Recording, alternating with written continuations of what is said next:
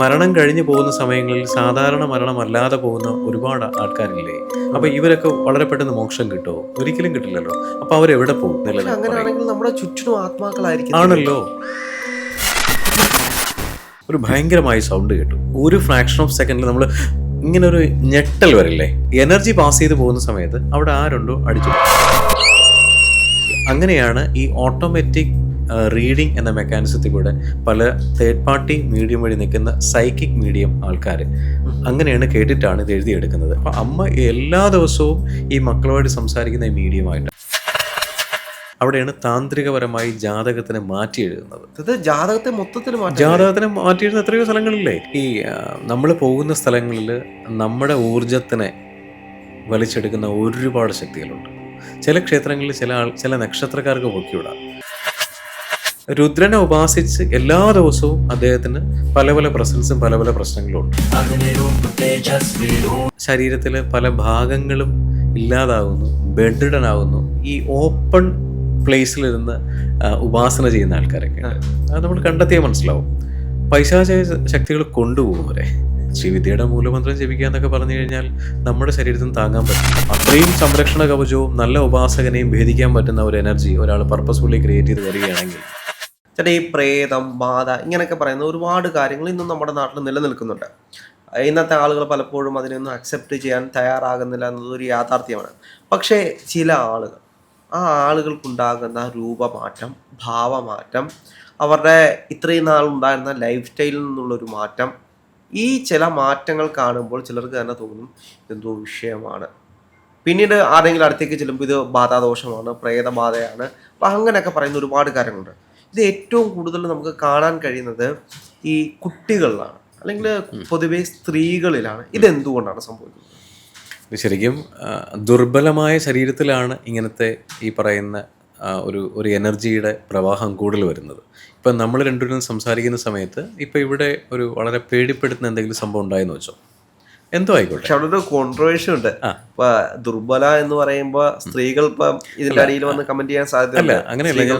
ദുർബലമായ അതായത് ഒരു സോളിന്റെ ദുർബലാവസ്ഥയാണ്. ഇപ്പൊ എല്ലാവരും ഇപ്പൊ ഞാൻ ബോഡിയല്ല, ഒരു സോളാണ്. അപ്പൊ അതെ അതെ. അപ്പൊ ഒരു സ്ത്രീയെന്നോ പുരുഷനെന്നോ കുട്ടിയെന്നോ ഉള്ളതല്ല. കുട്ടികളിലേക്ക് എന്ത് വരുന്നതെന്ന് വെച്ചാൽ കുട്ടികളിലേക്ക് ദൈവചൈതന്യമുണ്ട്. പക്ഷേ കുട്ടികൾ ഒരു ഏജ് കഴിയുമ്പോൾ വളരെ പെട്ടെന്ന് പേടിക്കുന്ന കുട്ടികൾ വളരെ പെട്ടെന്ന് പേടിക്കും, വളരെ പെട്ടെന്ന് മറന്നു പോകും. അതാണ് കുട്ടികൾ, അല്ലേ? സ്ത്രീകളെന്ന് പറഞ്ഞു കഴിഞ്ഞാൽ ഏറ്റവും കൂടുതൽ ഭയങ്കര ബോൾഡാണ്. മൾട്ടിപ്പിൾ കാര്യങ്ങൾ ഒരേ സമയം ഹാൻഡിൽ ചെയ്യാൻ കഴിവുള്ളവരാണ് ലേഡീസ്. ആണുങ്ങളെക്കാളും ഏറ്റവും കൂടുതൽ മൾട്ടി ടാസ്കിങ് എബിലിറ്റി ഉള്ളതാണ് ലേഡീസ് എന്ന് പറയുന്നത്. പക്ഷേ വളരെ പെട്ടെന്ന് പേടിക്കും. ചെറിയ ഗ്രൂപ്പ് ഓഫ് ആൾക്കാർ, കുറച്ച് ഗ്രൂപ്പ് ഓഫ് ആൾക്കാരെ പേടിക്കണമെന്നില്ല. പക്ഷെ അപ്പോൾ ഇവരുടെ സോളിൻ്റെ ഒരു ബലക്കുറവാണ് അവർ പേടിക്കാൻ കാരണം. അപ്പോൾ ഈ പേടിയാണ് ശരിക്കും പറഞ്ഞാൽ അതിനൊരു എക്സാമ്പിൾ. നമ്മളിപ്പോഴും സംസാരിക്കുന്നു, ഇവിടെ ഈ ഫ്ലോറിൽ ഏകദേശം 10-20 പേരുണ്ട്. ഒരു ഭയങ്കരമായ സൗണ്ട് കേട്ടു. അതിൽ സൗണ്ട് കേൾക്കുമ്പോൾ നമ്മൾ മനുഷ്യരാണ്, സ്വാഭാവികമായിട്ടൊന്ന് പേടിക്കും. ഒരു ഫ്രാക്ഷൻ ഓഫ് സെക്കൻഡിൽ നമ്മൾ ഇങ്ങനെ ഒരു ഞെട്ടൽ വരില്ലേ? ആ സമയത്ത് സറൗണ്ടിങ്സിൽ നിൽക്കുന്ന ദുർബല ശക്തികൾ സ്വാഭാവികമായിട്ടും നമ്മൾ ഒരു മീഡിയമാണ്, നമ്മളിലേക്ക് കയറും. പേടിക്കുന്ന സമയത്താണ് ഏറ്റവും കൂടുതൽ ഈ പറയുന്ന സംഭവം വരുന്നത്. പിന്നെ അല്ലെങ്കിൽ ഇമാജിനറിയാണ്. അതായത് ഇങ്ങനെ ആലോചിക്കും, പ്രേതമുണ്ടോ ഭൂതമുണ്ടോ, ഓരോ സിനിമയിൽ കാണുന്നതിനെ ഇങ്ങനെ ആലോചിച്ച് നമ്മൾ കാണുന്നതെല്ലാം അതായി മാറും. ഇപ്പോൾ രാത്രി ഇറങ്ങുന്ന സമയത്ത് തെങ്ങിൻ്റെ ഓല മാറിക്കഴിഞ്ഞാൽ സ്വാഭാവികമായിട്ട് ആൾ നിൽക്കണം തോന്നും. അതെല്ലാം നമ്മൾ ഇമാജിൻ ചെയ്തുണ്ടാക്കുന്നതാണ്. അപ്പോൾ അവിടെ ഒരു പേടി ഉടലെടുത്ത് കഴിഞ്ഞു. ആ പേടിയെ മാറ്റുകയാണ് ആദ്യം വേണ്ടത്. പിന്നെ ഈ നെഗറ്റീവ് സോൾ അല്ലെങ്കിൽ പ്രേതം എന്ന് പറയുന്നത് ആത്മാവാണെന്ന് പറയുന്നുണ്ട്, അല്ലെങ്കിൽ ഒരു എനർജി ആണെന്ന് പറയുന്നുണ്ട്. അപ്പം ഇത് യഥാർത്ഥത്തിൽ ശരീരത്തിലേക്ക് പ്രവേശിക്കുകയാണോ? ചിലർ പറയും പ്രവേശിക്കത്തില്ല, നമ്മൾ അടുത്ത് തന്നെ നിന്ന് നമ്മളോട് സംസാരിക്കുകയാണ്, കമ്മ്യൂണിക്കേറ്റ് ചെയ്യാണ്. അല്ലെങ്കിൽ ചിലർ പറയും നമ്മുടെ ശരീരത്തിലെ സൂക്ഷ്മ ഉറകളുണ്ട്, ആ ഉറകളുടെ അകത്ത് കയറിയിട്ട് നമ്മളെ നിയന്ത്രിക്കും. ഇത് യഥാർത്ഥത്തിൽ ഇതിന് എന്തെങ്കിലും ഒരു ഡെഫിനേഷൻ ഉണ്ടോ?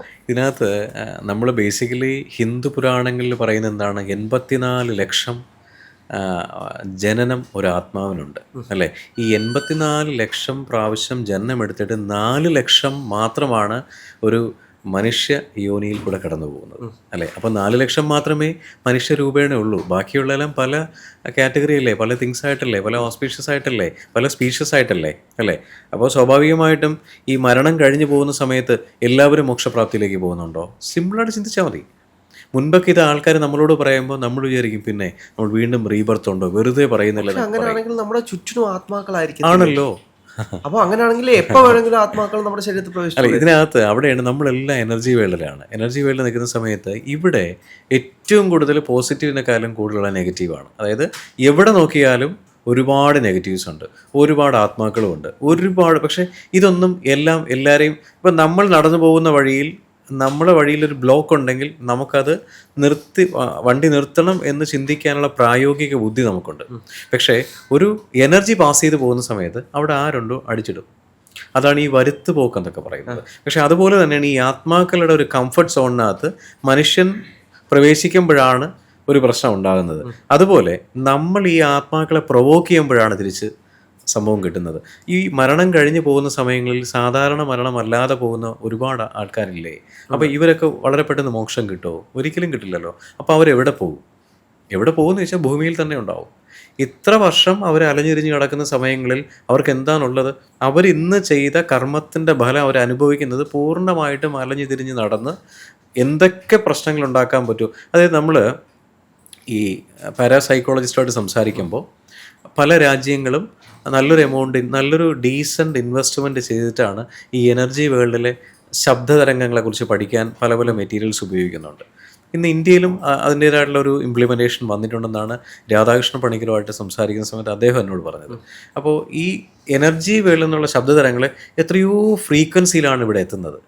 അങ്ങനെയാണ് ഈ ഓട്ടോമാറ്റിക് റീഡിങ് എന്ന മെക്കാനിസത്തിൽ കൂടെ പല തേർഡ് പാർട്ടി മീഡിയം വഴി നിൽക്കുന്ന സൈക്കിക് മീഡിയം ആൾക്കാർ അങ്ങനെയാണ് കേട്ടിട്ടാണ് ഇത് എഴുതിയെടുക്കുന്നത്. അതിൻ്റെ ഒരു എക്സാമ്പിളാണ് 1981 വളരെ പോപ്പുലറായി എസ്റ്റാബ്ലിഷ് ചെയ്ത the laws of spirit world എന്ന ബുക്ക് പബ്ലിഷ് ചെയ്തിട്ടുണ്ട്. അവരുടെ മക്കളുടെ മരണം കഴിഞ്ഞതിന് ശേഷം ഒരു എന്താ പറയുക, ഒരു മീഡിയമാണല്ലോ സംസാരിച്ച് കമ്മ്യൂണിക്കേറ്റ് ചെയ്ത് ആ മീഡിയമാണ് ഇത് എഴുതുന്നത്. എന്നിട്ടാണ് അമ്മ ഇത് പബ്ലിഷ് ചെയ്യുന്നത്. അപ്പോൾ അമ്മ എല്ലാ ദിവസവും ഈ മക്കളുമായിട്ട് സംസാരിക്കുന്ന ഈ മീഡിയമായിട്ടാണ്. അപ്പോൾ ആത്മാക്കൾ പ്രകൃതിയിലുണ്ട്. പക്ഷേ നമ്മൾ അങ്ങോട്ട് പ്രൊവോക്ക് ചെയ്യുകയോ അല്ലെങ്കിൽ നമ്മൾ അങ്ങോട്ട് വിളിച്ചു വരുത്തുകയോ ചെയ്യണമെങ്കിലാണ് നമ്മുടെ ബോഡിയിലേക്ക് കയറുന്നത്. അല്ലാതെ എങ്ങനെ കയറുന്നതെന്ന് ചോദിച്ചു കഴിഞ്ഞാൽ നമ്മൾ മെൻ്റലി വീക്കാണ്. നമ്മളൊരു രീതിയിലും എന്താ പറയുക കംഫർട്ടല്ല, മാനസികമായിട്ട് ഭയങ്കരമായിട്ട് തകർന്നിരിക്കുന്ന അവസ്ഥയിലൊക്കെ നമ്മൾ എവിടെയെങ്കിലും പോയി കയറുന്ന സമയത്ത് പേടിക്കുകയാണെങ്കിൽ സ്വാഭാവികമായിട്ടും നമ്മളെന്ന് പറയുന്നത് ആത്മാവിന് വേണ്ടൊരു മീഡിയമാണ്. ആ മീഡിയത്തിലേക്ക് കയറിയിരിക്കും. നമ്മുടെ എല്ലാ നെഗറ്റിവിറ്റിക്കും കാരണം ഇത്തരത്തിലുള്ള പ്രേതങ്ങൾ അല്ലെങ്കിൽ ഇത്തരത്തിലുള്ള ആത്മാക്കളാണ്. ഇപ്പം ആത്മാക്കളെന്ന് മാത്രം പറയാൻ പറ്റില്ല, ഒരുപാട് പൈശാചിക ശക്തികളുണ്ട്. അത് നമ്മൾ അറിയണമെന്നുണ്ടെങ്കിൽ ഈ ഓപ്പൺ പ്ലേസിലിരുന്ന് ഉപാസന ചെയ്യുന്ന ആൾക്കാരൊക്കെ ഉണ്ട്. അത് നമ്മൾ കണ്ടെത്തിയാൽ മനസ്സിലാവും. പൈശാചിക ശക്തികൾ കൊണ്ടുപോകും അവരെ. അത് അതായത് എനിക്ക് വരുന്ന കോൾസിൽ കൂടുതൽ ആൾക്കാരും പറയുന്നത് ഞാൻ ഉപാസനയുള്ളവരാണ്. വളരെ പ്രൗഡോടുകൂടി പറയും, ഞാൻ സന്തോഷമായിട്ട് കേൾക്കും, നല്ലതാണ് ഉപാസനയുള്ളത്. പക്ഷേ ആരിൽ നിന്ന് ഉപാസന എടുത്തു, നമുക്ക് ഉപാസന എടുക്കാനുള്ള യോഗ്യതയായോ, യോഗ്യത ആയിട്ടില്ലെങ്കിൽ ഗുരു പ്രോപ്പറായിട്ട് നമ്മളെ ഗൈഡ് ചെയ്തോ, ഇങ്ങനെയുള്ള കാര്യങ്ങളൊക്കെ ഡിഗ് ചെയ്യുമ്പോൾ പല ആൾക്കാരുടെയും പേര് പറയാറുണ്ട്. പേര് പറയുമ്പോൾ നമ്മൾക്ക് പലരും അറിയാവുന്നുണ്ട്. ഞാൻ ഒരാളെപ്പറ്റിയും ഡീഗ്രേഡ് ചെയ്യാറില്ല, നിങ്ങൾ ഇദ്ദേഹത്തിനെ പോയി കാണുമെന്ന് പറയാറുണ്ട്. കാരണം എന്ന് വെച്ച് കഴിഞ്ഞാൽ ഇന്ന് ശ്രീവിദ്യോപാസക എന്നൊക്കെ പറയുന്ന ആൾക്കാർ വളരെ പ്രൗഡോടുകൂടി പറയുന്ന ഒരുപാട് ആൾക്കാരുണ്ട്. ഒരു വർഷം പോലും ആകാതെ ഡയറക്റ്റ്ലി ശ്രീവിദ്യ ഉപാസക മൂലമന്ത്രം ജപിക്കുക എന്നൊക്കെ പറഞ്ഞാൽ, ശ്രീവിദ്യയുടെ മൂലമന്ത്രം ജപിക്കുക എന്നൊക്കെ പറഞ്ഞു കഴിഞ്ഞാൽ നമ്മുടെ ശരീരത്തിന് താങ്ങാൻ പറ്റില്ല. അപ്പോൾ സ്വാഭാവികമായിട്ട് നമ്മളായിട്ട് തകർന്നു പോകുന്നൊരവസ്ഥയിലേക്ക് വരും. ഈ മന്ത്രങ്ങൾക്കും കാലമുണ്ടോ? മന്ത്രങ്ങൾക്ക് കാലമുണ്ട്. മന്ത്രങ്ങൾ ചൊല്ലുന്നതിന് മുൻപായിട്ട് നമ്മുടെ ബോഡിയെ പല ബേസിക് മന്ത്രങ്ങൾ കൊണ്ട് ഉരുവിട്ട് നമ്മൾ ആ ഒരു ലെവൽ, ബേസിക്കായിട്ട് നമ്മളൊരു ലെവലിലേക്ക് എത്തണം. 4, 5, 10 വർഷം ജപം ചെയ്തതിന് ശേഷം മാത്രമാണ് ബാല വരെയും പലരും കൊടുക്കുന്നത്. നല്ല ഗുരുക്കന്മാരുടെ അടുത്ത് പോയാൽ 5 മുതൽ 10 വർഷം കഴിയാതെ ബാല കൊടുക്കില്ല. ഇവിടെ 6 മാസം കഴിഞ്ഞ് ബാല കൊടുക്കുന്ന ആൾക്കാരുണ്ട്. അപ്പോൾ ഞാനൊരാളെയും കുറ്റപ്പെടുത്തുന്നതല്ല, പക്ഷേ നമ്മളിങ്ങനെയുള്ള സംഭവങ്ങളിലേക്ക് പോകുമ്പോൾ പല രീതിയിലുള്ള ശക്തികളും നമ്മളെ കൊണ്ടുപോകും. അത് ഓപ്പണായിട്ടിരുന്ന് ചെയ്യുന്നവർ പലരുടെയും ചോദിച്ചാൽ മനസ്സിലാവും. അതിനേക്കാളും അപ്പുറം പല ആൾക്കാരുടെയും ശരീരത്തിൽ പല ഭാഗങ്ങളും ഇല്ലാതാകുന്നു, ബെഡ്രിഡൻ ആകുന്നു, കിടന്നു പോകുന്ന അവസ്ഥയിൽ വരുന്നു. പിന്നെ ഒരാൾ എന്നെ വിളിച്ചിട്ട് പറയുക, മേ ബി അദ്ദേഹം ഈ വീഡിയോ കേൾക്കുന്നുണ്ടായിരിക്കും, ഈ പാറ്റേൺ പറഞ്ഞ 2 പേരുണ്ട്. സാറേ ഞാൻ രുദ്രനെ ഉപാസിക്കുന്നുണ്ട് എന്ന് പറഞ്ഞു. രുദ്രൻ ശിവന്റെ മറ്റുള്ള. അതെ, രുദ്രനെ ഉപാസിക്കണമെന്നുണ്ടെങ്കിൽ സ്വാഭാവികമായിട്ടും നല്ലൊരു ഗുരുപദേശപ്രകാരം അദ്ദേഹം എലിജിബിൾ ആണെങ്കിൽ മാത്രമേ ഉപാസിക്കാവൂ. അപ്പം ഞാനൊന്നും പറഞ്ഞില്ല. ഞാൻ ചോദിച്ചു, ബാക്കി നമ്മുടെ ശിവോഹത്തിലേക്ക് വന്നു. രുദ്രനെ ഉപാസിക്കുന്നു. അടുത്ത ദിവസം രാവിലെ ഡോറിൽ സൗണ്ട് കേൾക്കുന്നു. സ്വാഭാവികമായിട്ടും മനസ്സിലാക്കാൻ പറ്റും എന്താണെന്നുള്ളത്. അത് പറഞ്ഞപ്പോഴും ഞാൻ പറഞ്ഞു, ഇതിൻ്റെ ആവശ്യമുണ്ടോ? ഇങ്ങനെയൊക്കെ ഉപാസന ചെയ്യണോ? സ്വന്തം ജീവിതം സന്തോഷമാക്കി മുന്നോട്ട് പോകാൻ ഏതെങ്കിലും ഗുരുവിൻ്റെ അടുത്ത് പോയി നല്ല ഉപദേശം എടുത്ത് മുന്നോട്ട് പോയാൽ പോരെ? ഇല്ല സാർ, എനിക്ക് രുദ്രനെ ഉപാസിക്കണം. രുദ്രനെ ഉപാസിച്ച് എല്ലാ ദിവസവും അദ്ദേഹത്തിന് പല പല പ്രസൻസും പല പല പ്രശ്നങ്ങളും ഉണ്ട്. അദ്ദേഹത്തിന് ഞാൻ ഒരാളെ കണക്ട് ചെയ്ത് കൊടുത്തു. പറഞ്ഞു, സാറേ വളരെ സന്തോഷമെന്ന് പറഞ്ഞു. ഇതിന് ശേഷം വേറൊരാൾ നരസിംഹത്തിനെ ഉപാസിക്കുന്നുണ്ടായിരുന്നു. നരസിംഹത്തിനെ ഉപാസിക്കുന്ന രീതി ഞാനത് ഓപ്പണായിട്ട് പറയുന്നില്ല. ഉപാസനാ രീതികൾ പലരും ചെയ്യുന്ന പല പർപ്പസിന് വേണ്ടിയാണ്.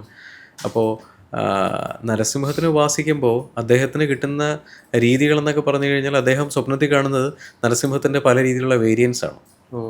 അദ്ദേഹത്തിന് ഉറക്കം കിട്ടുന്നില്ല. കണ്ണടച്ചു കഴിഞ്ഞാൽ കണ്ണിൻ്റെ ഫ്രണ്ടിൽ കാണുന്ന നരസിംഹത്തിൻ്റെ രൗദ്രഭാവമാണ്. ഉറങ്ങാൻ പറ്റുന്നില്ല അദ്ദേഹത്തിന്. അദ്ദേഹം നല്ലൊരു പ്രൊഫഷണലാണ്.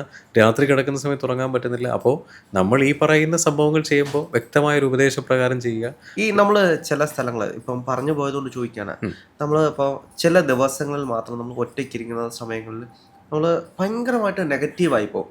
അതായത് ചില സ്ഥലങ്ങളിൽ പോയിട്ട് വരുമ്പോഴായിരിക്കും നമുക്ക് ഈ നെഗറ്റിവിറ്റി ചിലപ്പോൾ 1-2 ദിവസം കൊണ്ട് നമ്മളൊന്ന് കുളിച്ച് ഒന്ന് ഉറങ്ങി എണീക്കുമ്പോഴത്തേക്കും നമുക്കത് ശരിയാവും. അതെന്തുകൊണ്ടാണ്? ഈ നമ്മൾ പോകുന്ന സ്ഥലങ്ങളിൽ നമ്മുടെ ഊർജത്തിനെ വലിച്ചെടുക്കുന്ന ഒരുപാട് ശക്തികളുണ്ട്. ഈ പറയുന്ന പ്രകൃതിയിൽ ഉള്ള ശക്തികൾ ഊർജം വലിച്ചെടുക്കും.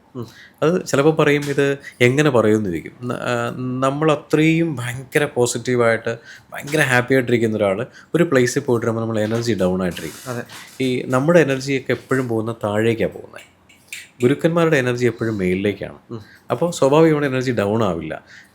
നമ്മുടെ ചില ശക്തികൾ നമ്മുടെ ശരീരത്തിലെ ഊർജത്തിനെ ഊറ്റിക്കുടിക്കുക എന്ന് പറയും. സ്വാഭാവികമായിട്ട് ഡൗൺ ആവും. അവിടെ നമ്മൾ എന്തെങ്കിലും പ്രൊട്ടക്ഷനോ എന്തെങ്കിലും മഹാഗുരു പ്രൊട്ടക്ഷനോ ശിവോഹം പ്രൊട്ടക്ഷനോ അല്ലെങ്കിൽ നല്ലൊരു ഉപാസകനോ ആണെങ്കിൽ ഒരു ശക്തിക്കും നിങ്ങളെ ഒന്നും ചെയ്യാൻ പറ്റില്ല. ഒരു ശക്തിക്കെന്നുള്ളതല്ല, ഈ ശക്തി എന്ന് പറഞ്ഞുകൊണ്ട് ഞാൻ ചോദിക്കാണ്, ഈ ദൈവങ്ങളുടെ അടുത്തേക്ക് പോകുമ്പോഴും ഇതിന് വ്യത്യാസമുണ്ട്. അതായത് ചില ആളുകൾക്ക് ചില ക്ഷേത്രങ്ങളിൽ പോയി കഴിഞ്ഞാൽ പിന്നീട് അസ്വസ്ഥതയായിരിക്കും, വൈകാരികയായിരിക്കും. ഇതെന്തുകൊണ്ടാണ്? ഇതും അത്തരത്തിൽ എനർജി ഇല്ലാതാകുന്നതാണ്. നമ്മൾ സാധാരണ ക്ഷേത്രങ്ങളിലും മഹാക്ഷേത്രങ്ങളിലും പോകുമ്പോഴുള്ള വ്യത്യാസം നോക്കിയാൽ മനസ്സിലാവും. മഹാക്ഷേത്രങ്ങളിൽ പോകുമ്പോൾ എപ്പോഴും ഹൈ എനർജി ആയിരിക്കും. നമ്മൾ എപ്പോഴും പോയി കഴിഞ്ഞാലും എന്തോക്കെ കിട്ടി അല്ലെങ്കിൽ വീണ്ടും അവിടെ പോകണം, നമ്മുടെ ആഗ്രഹം നടക്കുന്നൊരു കോൺഫിഡൻസ് വരും. സാധാരണ ക്ഷേത്രങ്ങളിൽ പോകുമ്പോൾ അവിടുത്തെ പൂജാരീതികളും അവിടുത്തെ ചൈതന്യവും തമ്മിൽ ഭയങ്കര വ്യത്യാസം ഉണ്ടാവും. പക്ഷേ നമ്മുടെ ശരീരത്തിലെ ചൈതന്യവും ആ ചൈതന്യവും തമ്മിൽ ഒരിക്കലും നമുക്ക് മെർജ് ചെയ്യാൻ പറ്റണമെന്നില്ല. ചിലപ്പോൾ അവിടുത്തെ ചൈതന്യം ചില ആൾക്കാർ ചില സ്പെസിഫിക് ക്ഷേത്രങ്ങളിൽ പോകുമ്പോൾ അവർ താഴെ പോകും. അപ്പോൾ ആ ക്ഷേത്രങ്ങളിൽ അവർ പോകാതിരിക്കുക. നല്ലൊരു ദൈവജ്ഞനെ കണ്ട് ഏത് ക്ഷേത്രത്തിൽ ഒരാൾ പോകാമെന്ന് മനസ്സിലാക്കിയിട്ട് ആ ക്ഷേത്രത്തിൽ മാത്രം പോവുകയാണെങ്കിൽ ജീവിതത്തിൽ അന്ന് ഉയർച്ചയുണ്ടാവുള്ളൂ. ചില ക്ഷേത്രങ്ങളിൽ ചില നക്ഷത്രക്കാർക്ക് പൊക്കിവിടാം. ഈ നക്ഷത്രം എന്ന് പറയുന്നതിനേക്കാളും അപ്പുറം അവിടെയാണ് ഈ പറയുന്ന ജാതകം തിരുത്തിയെഴുതെന്ന് പറയുന്നില്ലേ. എന്തുകൊണ്ട് കോർപ്പറേറ്റ്സായി ജനിച്ചവർ എന്നും കോർപ്പറേറ്റ്സ് ആയിരിക്കുന്നു? അവർക്കും ഈ ഗ്രഹദോഷങ്ങൾ ബാധിക്കുന്നില്ലേ? അവിടെയാണ് താന്ത്രികപരമായി ജാതകത്തിനെ മാറ്റി എഴുതുന്നത്. അവിടെ ദേവിക്ക് നിവേദ്യം കൊടുത്ത് വിളിച്ചു വരുത്തി എന്താണെന്ന് പൂർണ്ണമായിട്ടും നോക്കി മനസ്സിലാക്കിയതിന് ശേഷം അദ്ദേഹത്തിൻ്റെ ജാതകബലം കുറവാണെങ്കിൽ ഗ്രഹബലത്തിനെ കൂട്ടുക എന്നുള്ളതാണ്. ജാതകത്തിനെ മാറ്റിയിരുന്ന എത്രയോ സ്ഥലങ്ങളില്ലേ. നമ്മളൊരു സിമ്പിളായിട്ട് മനസ്സിലാക്കിയത്, അംബാനിയുടെ മകൻ എന്തുകൊണ്ടാണ് ഇന്നും എന്താ പറയുക അംബാനി ആയിരിക്കുന്നത്? നമ്മുടെ 3 തലമുറ പോയാലും 5 തലമുറ പോയാലും എന്തും എല്ലാം കിട്ടുന്ന എന്തുകൊണ്ടാണ്? അവരുടെയൊക്കെ കൂടെ അതിശക്തമായ രീതിയിലുള്ള ദൈവജ്ഞന്മാർ കൂടെ ഉണ്ട്. നമ്മൾ നല്ലൊരു ദൈവജ്ഞനെ കണ്ടെത്തുക എന്നുള്ളതാണ് നമ്മുടെ നിയോഗം. അപ്പോൾ സ്വാഭാവികമായിട്ടും ശനിയാണെങ്കിലും ഏത് ഗ്രഹമാണെങ്കിലും നമുക്ക് കറക്റ്റ് ചെയ്യാൻ പറ്റും. നമ്മുടെ ഗ്രഹബലം കൂട്ടിയാൽ ഒന്നും നമ്മളെ ബാധിക്കില്ല എന്നുള്ളതല്ലേ. പിന്നെ നല്ലൊരു ഉപാസകനാണെങ്കിൽ ഒരുവിധപ്പെട്ട എനർജി ഒന്നും നിങ്ങളൊന്നും ചെയ്യില്ല. അല്ലെങ്കിൽ ആ എനർജിയെ ബ്രേക്ക് ചെയ്യാൻ പറ്റുന്ന ഒരു സംരക്ഷണ കവചം നിങ്ങളോടൊപ്പം ഉണ്ടാവും. എങ്കിലും ഒരു പരിധിവരെ നമ്മളൊന്നും ചെയ്യാതെ പിന്നെ നമ്മൾ പൂർണ്ണ വിശ്വാസത്തോടെ മുന്നോട്ട് പോവുകയാണെങ്കിൽ ഒന്നും നമ്മളെ ബാധിക്കില്ല എന്നുള്ള. പിന്നെ അത്രയും സംരക്ഷണ കവചവും നല്ല ഉപാസകനെയും ഭേദിക്കാൻ പറ്റുന്ന ഒരു എനർജി ഒരാൾ പർപ്പസ്ഫുള്ളി ക്രിയേറ്റ് ചെയ്ത് വരികയാണെങ്കിൽ ആ എനർജിക്ക് നാശമേ ഉണ്ടാവുള്ളൂ.